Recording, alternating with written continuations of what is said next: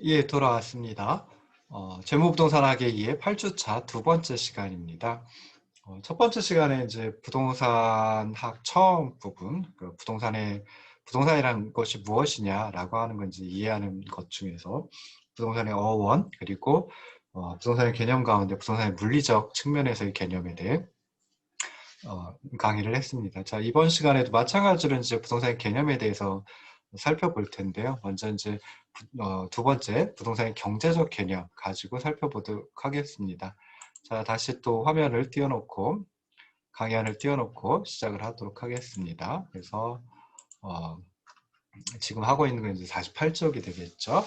그래서 부동산이라고 하는 건 이제 경제적 개념의 경제적인 의미에서도 살펴볼 수가 있습니다. 그래서 뭐 현대 사회는 자본주의 사회 또는 이제 경제 체제를 갖다 시장 경제 체제라고 얘기를 하죠. 그래서 이제 부동산의 경제적 개념이라고 하는 것은 현대 사회와 현대 사회에 비춰봤을 때 더욱 강조되는 개념이다라고 생각을 해볼 수 있습니다. 그래서 경제적인 개념으로서의 부동산은 뭐 여러 가지 특성을 강조를 하는데요. 크게 5가지 생산 요소, 자본, 자산, 소비재, 상품으로서의 부동산의 특성을 강조하는 그런 개념이다라고 생각을 하시면 좋을 듯 싶습니다.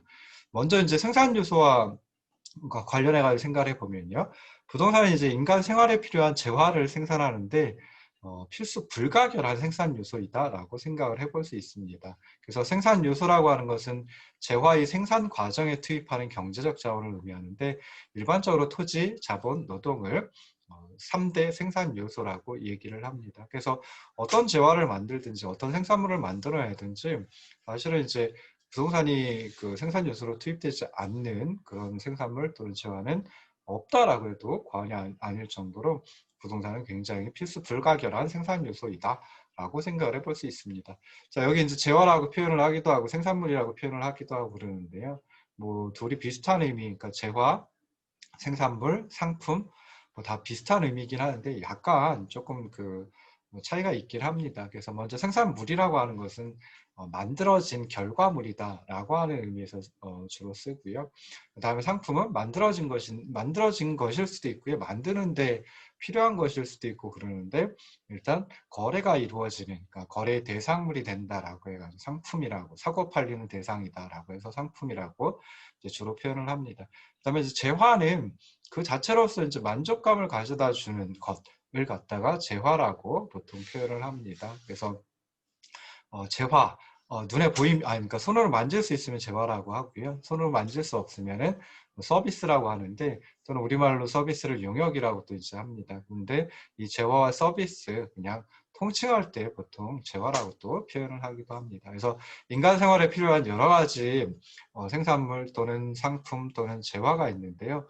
그런 것들을 생산하는데 필수 불가결한 생산 요소로 부동산이 사용되고 있다, 투입되고 있다, 라고 생각해 볼 수 있습니다. 그래서 생산 요소로서의 토지는 뭐 재화 생산에 필수적인 어떤 부지, 그러니까 뭐 주택을 만들어낸다라고 했을 땐 주택 부지, 주택 용지가 있어야 될 테고요.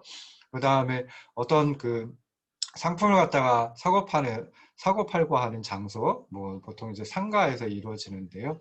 뭐 그런 상업용 부지라든지 하는 걸로도 이제 이용이 되겠죠. 그래서 재화 생산의 필수적인 부지뿐만이 아니라 에너지, 광물질, 그리고 건축자재와 같은 원료를 또 토지가 제공을 하기도 합니다. 뭐 이럴 때는 이제 토지라고 하는 표현 대신에 자연자원이라고 이제 표현을 하기도 하는데요. 어떻게 하면 토지가 그 역할을 한다라고 생각을 해볼 수 있죠. 자, 두 번째 이제 부동산의 경제적인 개념으로 살펴볼 수 있는 게 자본이다라고 생각해 볼 수 있습니다. 그래서 부동산 활동에서 토지는 자연자본, 그러니까 자연에서 주어진 자본으로서의 역할을 한다라고 생각을 해볼 수 있습니다. 그래서 자본은 다른 생산물을 만들기 위해 투입되는 생산물을 자본이라고 보통 표현합니다. 우리가 일반적으로 자본 그러면은 뭐 미천 뭐 이런 걸 갖다 이제 생각을 하는데요. 물론 그런 자본금의 의미를 자본이라고 하는 용어가 포함을 하고 있기도 합니다. 그렇긴 하지만 일반적으로 자본이다라고 하면 자본은 다른 생산물을 다른 생산물을 만들어내기 위해서 투입되는 생산물을 갖다 자본이라고 얘기를 하고요.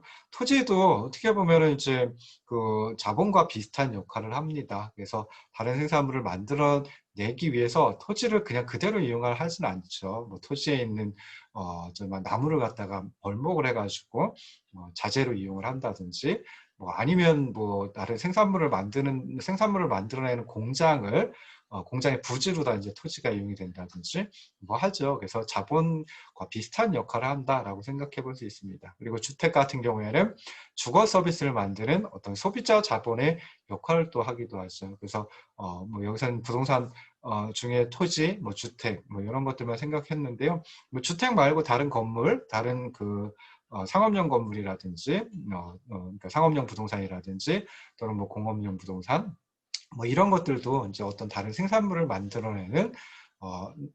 생산물을 만들어내는데 투입이 되기 때문에 자본의 역할을 한다라고 생각을 해볼 수 있습니다. 그래서 아까 잠깐 말씀드렸듯이 자본이란 무엇이냐라고 했을 때 보통 생산 과정에서 가치를 증식하기 위해, 그러니까 다른 생산물을 만들어내기 위해 투입되는 생산물을 갖다가 자본이라고 얘기를 합니다. 자, 세 번째가 이제 부동산 자산으로서의 어떤 역할을 한다. 자산의 특성을 가지고 있다라고 생각해 볼 수 있습니다. 그래서 개인이든 기업이든 부동산은 가장 중요한 자산이죠. 그리고 가장 그 비중이 높은 자산이다. 그러니까 여러 가지 자산 중에 부동산 자산의 비중이 가장 높다. 뭐 이렇게 이제 생각을 해볼 수 있습니다. 그리고 다른 자산과 마찬가지로 사용, 수익, 처분의 대상이 됩니다. 그래서 자산은 일반적으로 이제 우리가 처음에 재무부동산학에 시작하면서 재무이론과 부동산학이 어디서 접점을 이루느냐라고 했을 때 둘 다 자산이다라고 하는 걸 설명을 드렸죠. 그래서 그때 이제 자산은 개인이나 기업이 소유하고 있는 경제적 가치가 있는 유형, 무형의 재산이고, 부동산이 이제 이런 개념, 이런 의미를 가지고 있다라고 생각을 하시면 좋을 듯 싶습니다. 자, 네 번째가 이제 소비재로서의 어떤 그 의미를 또 가지고 있습니다. 소비재로서의 특성을 가지고 있는 게 부동산이다라고 생각해 볼 수 있습니다. 그래서 경제 주체가 뭐 주거용 또는 생산용 또는 위락용 이런 식으로 해가지고 이제 부동산을 개발해가지고 사용을 하죠. 그러다 보면 이제 그 개발해가지고 사용하는 그런 부동산들이 좀 소모가 되는 최종적인 소비재 역할을 한다라고도 생각을 해볼 수 있습니다. 소비재는 일반적으로 이제 인간의 욕망을 충족시키기 위해서 일상생활에서 직접 소비하는 재화를 의미하거든요. 그래서 주택 같은 경우 주거용 부동산이죠. 주거용 부동산이라고도 표현을 합니다. 그래서 주택 같은 경우에 이제 주거 서비스라고 하는 어떤 최종 소비재를 만들어냅니다. 그래서 그냥 제공을 하죠. 주택 자체가 그 주거 서비스를 제공을 하죠. 그래서 이런 식으로 보면은 최종 소비재 역할을 한다라고 생각을 해볼 수 있고요. 위락용 부동산은 그냥 뭐 어떤 걸 생각을 하시면 되냐면 그냥 여가라든지 레저라든지 이런 걸 즐기기 위한 부동산이 있지요. 그래서 그것도 마찬가지로 뭐 예를 들어 가지고 그 롯데월드라든지 하는 게 이제 위락용 부동산이다라고 생각을 해볼 수 있는데요. 그런 위락용 부동산이라고 하는 것 자체가 어떤 정말 최종 소비재로서의 역할을 수행한다. 뭐 이런 식으로 이제 생각을 해볼 수 있습니다. 자, 마지막으로 부동산의 경제적 개념 가운데 마지막은 상품으로서의 특성을 가지고 있다라고 하는 겁니다. 그래서 부동산은 일반적인 상품에 비해서 가격이 굉장히 높죠. 그리고 우리나라에서는 굉장히 빈번하게 거래되는 그런 전형적인 상품으로서의 특성을 가지고 있다라고 생각을 해볼 수 있습니다. 그래서 아까도 말씀드렸듯이 상품이라고 하는 것은 이제 시장에서 교환, 거래의 대상이 되는 유형, 무형의 재화, 그러니까 거래의 대상이 되는 거래의 대상물을 갖다가 상품이라고 얘기를 하는데요. 부동산도 이제 빈번히 거래가 되고 있기 때문에 전형적인 상품이다라고 생각을 하시면 좋을 듯 싶습니다. 자, 마지막으로 이제 부동산의 개념을 법 제도적인 측면에서도 살펴볼 수 있습니다.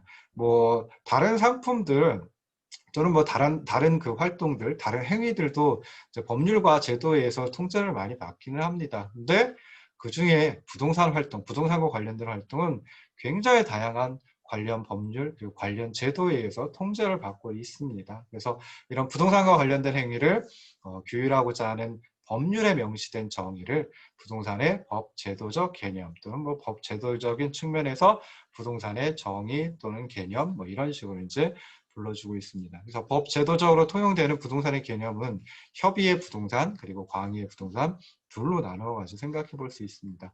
협의의 부동산, 뭐 협의라고 하는 것은 이제 좁은 의미이다라고 생각을 하시면 되겠죠. 그래서 좁은 의미에 있어서 부동산은 우리나라 현행 민법에서 규정하고 있는 토지 및 그 정착물을 의미합니다. 그래서 부동산 그러면 그냥 흔히 토지와 그 정착물 또는 뭐 토지 및 그 정착물 이런 식으로 이제 표현을 합니다. 그래서 우리나라 민법에서는 부동산 이외의 물건은 동산이다라고 하면서 물건을 동산과 부동산으로 구분을 하고 있습니다. 그래서 동산은 토지와 건물에 항구적으로 부착되어 있지 않아서 이동할 수 있는 물건을 동산이라고 얘기를 하고요. 부동산은 이제 정말 동산에 대응되는 동산에 대비되는 동산과 어떤 반대되는 그런 개념이겠죠. 그런 용어이겠죠. 그래서 이동할 수 없는 물건 뭐 이렇게 이제 생각을 하시면 좋을 듯 싶습니다. 그러면 좀 전에 정말 좁은 의미에 있어서 부동산은 토지와 그 정착물 또는 토지 및 그 정착물이라고 했으니까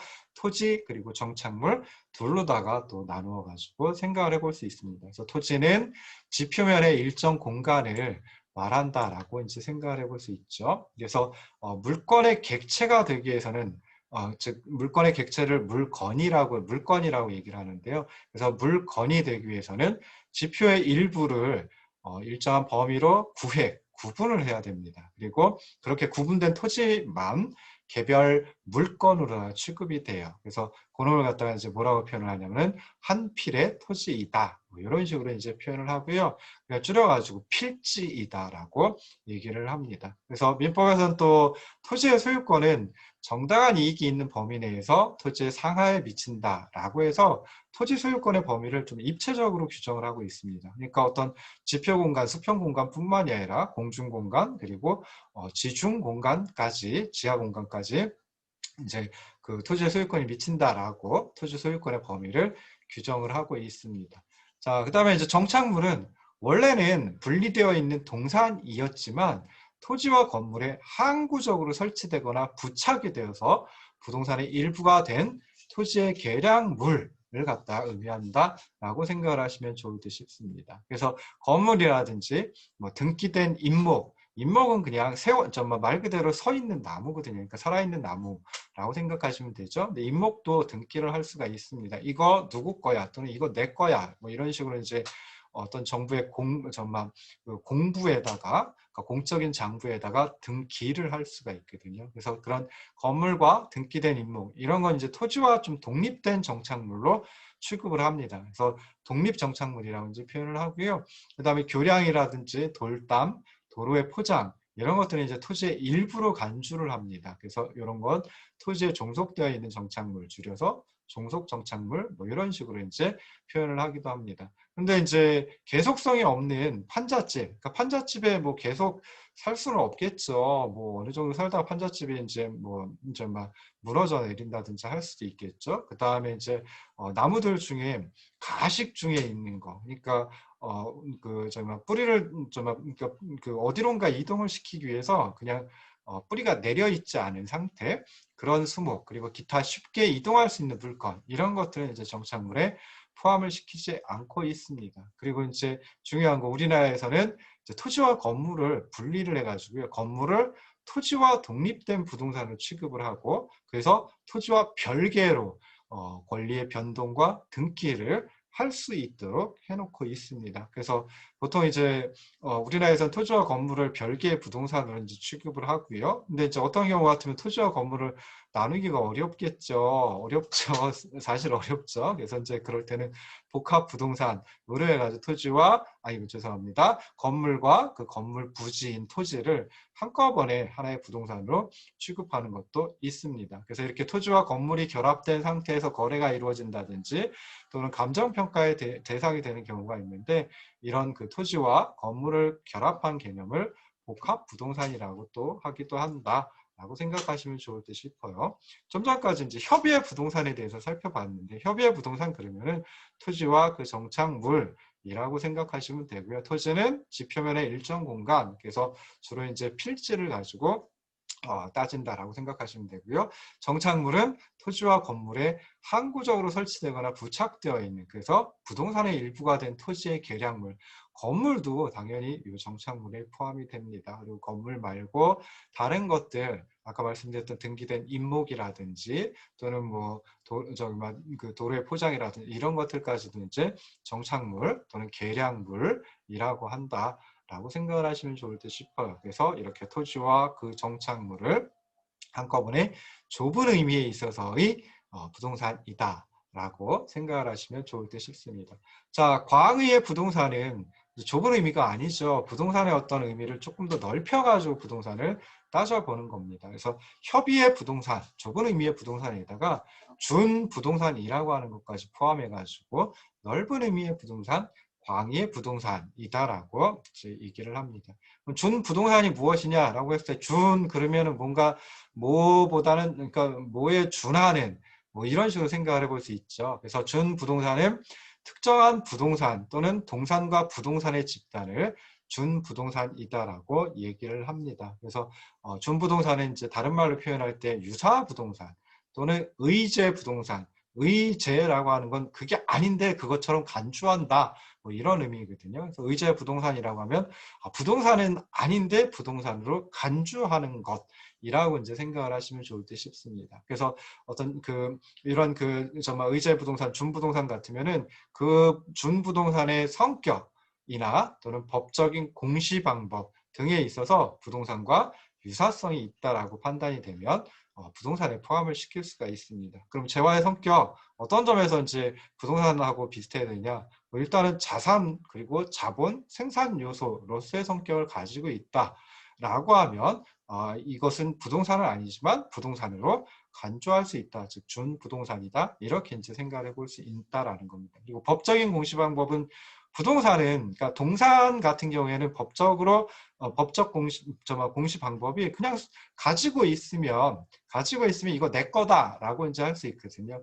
부동산 같은 경우에는 가지고 있질 못하죠. 내가 그걸 뭐 주머니 속에 넣어가지고 다닌다든지 뭐 손목시계처럼 차고 다닌다든지 할 수가 없죠. 그러다 보니까 그러니까 공적인 장부에 올려가지고 이건 누구 거야, 이건 내 거야, 이런 식으로 이제 공시를 하게 돼 있거든요. 그럼 법적인 공시 방법에 있어서 부동산처럼 등기를 하거나 또는 등록을 한다라고 하면 그때는 그런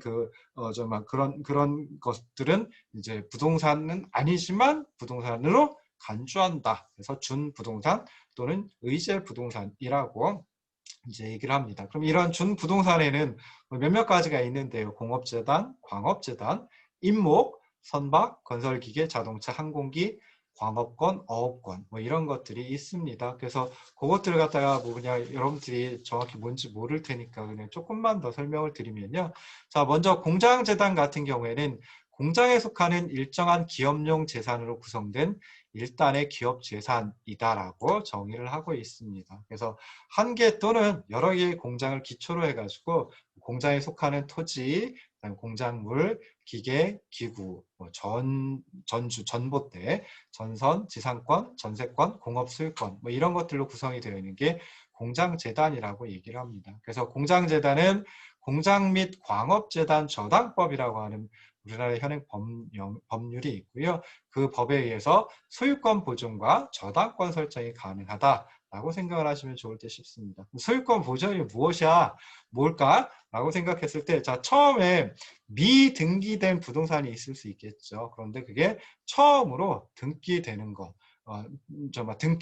등기부라고 하는 공부에 올리는 것을 갖다가 소유권 보존이라고 얘기를 합니다. 그래서 뭐 건물을 갖다가 신축을 했다라고 하면 이거 뭐 어떤 구조로 되어 있고 그다음에 이건 누구 거야? 뭐라고 하는 걸 그 등기부에 올리게 되거든요. 그러면 이제 그걸 갖다가 이제 소유권 보존이라고 얘기를 합니다. 그래서 등기 용지가 새로 만들어진다. 라고 하는 그런 의미에서 이제 소유권 보존이라고 이제 표현을 한대요.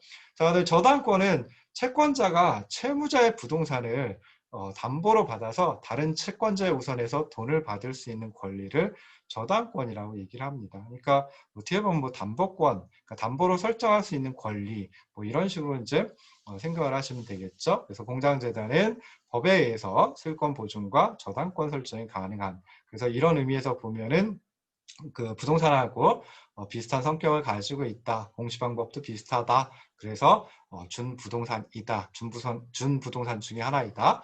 이렇게 생각을 하시면 좋을 듯 싶습니다. 자, 그다음에 이제 광업재단이라고 하는 것도 있습니다. 그래서 광업재단은 광업권과 그리고 광업권에 의해서 광물을 채굴, 취득하기 위한 각종 설비 및 이에 부속하는 사업의 설비로 구성되는 일단의 기업재산, 뭐 이렇게 이제 말을 하고 있습니다. 그래서 광업권은 그 광업권을 가지고 있는 자만이 광물을 채굴 취득할 수가 있거든요. 그래서 그러한 권리인 광업권과 그리고 광물 취득 또는 채굴하기 위한 여러 가지 설비로 구성되는 재산을 광업재단이라고 한다라고 생각하시면 되고요. 광업재단에는 그러니까 광업권 그리고 그 광물이 묻혀져 있는 토지, 그 다음에 광물을 캐기 위한 공작물, 기계, 기구, 그 다음에 지상권, 기타 토지 사용권, 임차권 뭐 이런 것들로 구성이 되어 있는 게 이제 광업재단이다라고 생각을 하시면 되고요. 자, 이 광업재단도 공업재단하고 마찬가지로 공장 및 광업재단 저당법에 의해서 소유권 보존하고 저당권 설정이 가능하다. 그래서 그런 의미에서 이제 그 부동산으로 의제한다. 준부동산 또는 의제 부동산 중에 하나이다 라고 생각을 하시면 좋을 듯 싶습니다. 자, 세 번째가 이제 임목이 있는데요. 임목은 여기 한자로 써놨습니다. 그래서 설립자의 나무목해서 서 있는 나무 뭐 이렇게 이제 표현을 했죠. 그래서 토지에 부착된 수목의 집단을 갖다가 임목이라고 하고요. 대신에 임목은 소유자가 임목에 관한 법률에 따라서 소유권 보존에 등기를 했을 때 그때 이제 임목이라고 인정을 받습니다. 즉 다시 말해서 준부동산 중에 하나로 인정을 받는다라고 생각을 하시면 될 듯 싶어요. 그래서 임목을 소유하고 있는 자는 토지와 분리해가지고, 그러니까 임목이니까 뿌리가 내려진 토지가 있겠죠. 근데 그 토지와 분리해가지고 임목만을 양도할 수 있습니다. 그러니까 다른 사람에게 준다든지 판다든지 뭐 이렇게 할 수 있다는 거죠. 그러면서 또 마찬가지로 저당권 설정이 가능하다. 그래서 부동산의 어떤 성격, 그러니까 부동산이라는 재화의 성격 또는 부동산과 공시 방법이 굉장히 비슷하죠. 그래서 그런 의미에서 임목도 부동산으로 의제한다. 의제 부동산 또는 준부동산 하나이다라고 생각하시면 좋을 듯 싶습니다. 자, 그 다음에 나오는 게 이제 선박이 나오는데요. 선박은 선박법하고 선박등기법이라고 하는 게 있습니다. 그래서 그것에 따라서 그 두 법률에 따라서 등기된 20톤 이상의 선박을 그냥 준부동산으로서의 선박이다라고 생각하시면 되고요. 그 다음에 선박 등기법에 따라서 이제 등기를 할 수가 있는데 소유권도 등기를 할 수가 있고요. 그다음에 그러니까 소유권이 누구한테 있다. 그다음에 저당권 뭐 누구한테 담보로 빌려줬, 누구한테 담보로 제공을 했다. 뭐 임차권 그걸 누가 빌렸다. 라고 하는 권리겠죠. 그래서 그런 권리를 가지고 있습니다. 선박이 가지고 있습니다. 그래서 그런 의미에서 보면은 재화의 성격이나 그러니까 부동산의 성격과 비슷하고 공시 방법도 비슷하기 때문에 선박도 준부동산에 해당한다라고 생각하시면 좋을 듯 싶습니다.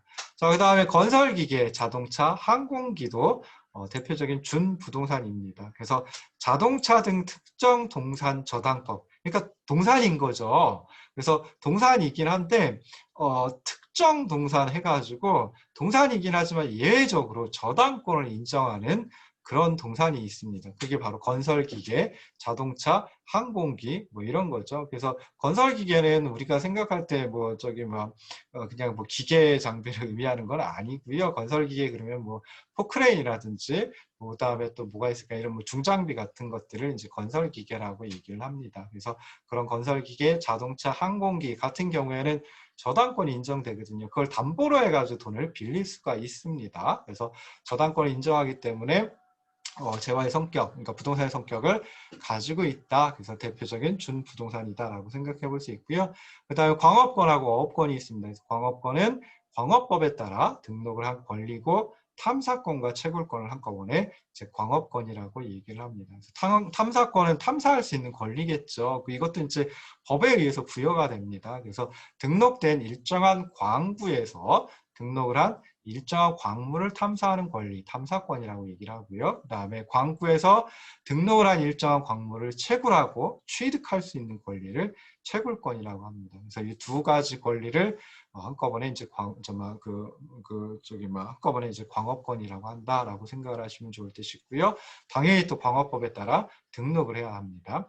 어업권은 수산업법에 따라서 면허를 받아 어업을 경영할 수 있는 권리를 어업권이라고 얘기를 해요. 그래서 일정한 공해수면, 그러니까 일정한 뭐 바다가 되겠죠. 바다에서 수산 동식물을 독점적으로 또 배타적으로 채취하고 포획하고 양식할 수 있는 권리를 어업권이라고 얘기를 합니다. 그리고 이것도 이제 성격상 부동산하고 비슷하기 때문에 부동산으로 의지한다 또는 준부동산이다 라고 생각하시면 좋을 듯 싶어요.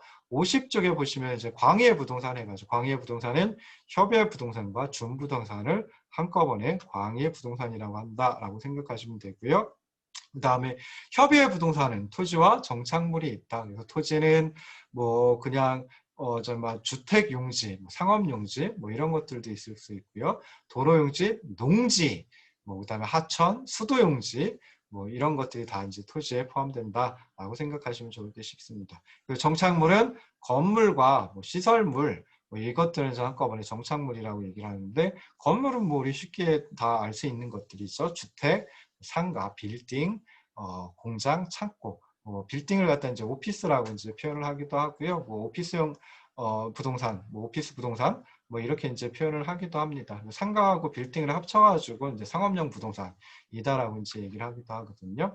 그 다음에 이제 시설물, 뭐 아까 말씀드린 대문이라든지 담장, 교량, 뭐 이런 것들도 이제 토지와 그 정착물 할 때 정착물에 포함이 된다.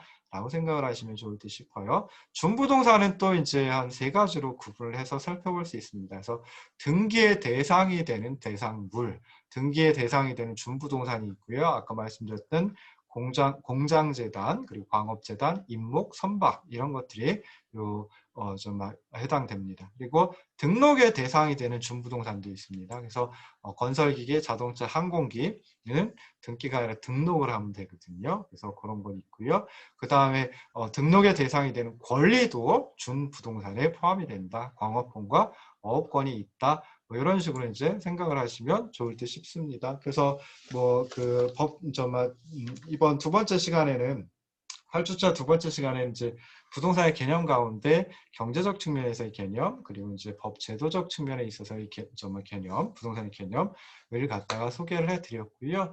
뭐 다른 건 잘 모르겠지만 그 부동산의 법 제도적 개념에서 협의의 부동산, 그리고 광의의 부동산, 요거는 좀 생각을 해보시면 좋을 듯 싶습니다. 기억을 해두시면은 굉장히 좋을 듯 싶어요. 그래서 협의의 부동산은 토지와 그 정착물을 좁은 의미에 있어서의 부동산이다라고 얘기를 하고, 좀 더 부동산을 넓은 의미에서 살펴보면 협의의 부동산, 토지와 그 정착물에다가 준부동산 또는 의제 부동산까지 포함을 한 것이다 라고 생각을 하시면 좋을 듯 싶습니다. 자, 8주차 강의는 여기까지 하고요. 8주차 강의는 2시간 온라인 강의를 진행을 하면 되니까 여기까지 하고요. 그 다음에 9주차 강의가 또 1시간이 있습니다. 시험 기간이라서 시험을 2시간 치르고 그 다음에 온라인 강의는 1시간 등록 올려놓으면 되거든요.